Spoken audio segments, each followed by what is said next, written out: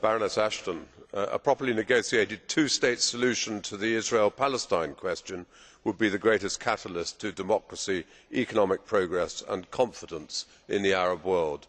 Instead, the proposed unilateral declaration of statehood at the UN General Assembly by the Palestine Authority takes us in the opposite direction. It can only create more tension and deepen hostility. Will the High Representative use EU leverage to dissuade the Palestine Authority from this course of action? And by the way, I congratulate the governments of Turkey, Greece and the Republic of Cyprus for their robust action in thwarting the second of the so-called peace flotillas, which was, of course, just a deliberate provocation to violence.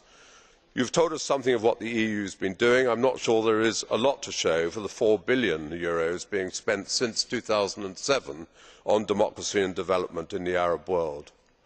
In regard to Libya, the European Union has wasted a lot of time and money on its effort to foist an EU military mission on an unwilling international community. This mission never saw the light of day, but cost the taxpayers €7 million nonetheless. All this is a distraction from the real effort.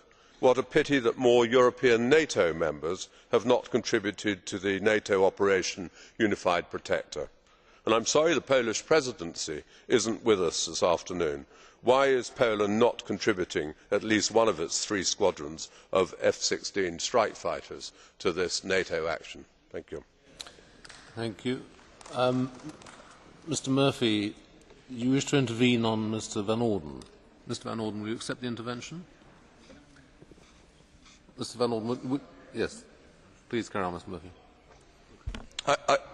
I'd like to ask how the Speaker can possibly describe a peaceful flotilla which I participated in along with 2 other MEPs, which was bringing humanitarian aid, medicine, reconstruction material. How can that be called or described as a provocation, and how can he justify the sabotage by the Israeli regime of the Irish ship, of a Greek and Scandinavian ship that put the lives of 20, 30, 40 people in danger, actions that in my opinion were carried out by the Israeli state?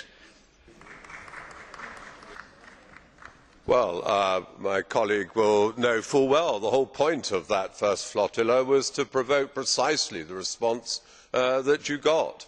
That is exactly what you wanted. These things are politics by confrontation.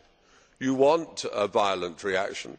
The blockade of Gaza by the Israeli authorities was perfectly legal under international law, and it is quite wrong to say that humanitarian aid is being denied to the people in Gaza. So I am afraid the whole basis for these flotillas is unfounded, and what you are saying, and indeed where you come from, the sort of actions you take part in, are evidence of the real nature of the design of these particular political actions.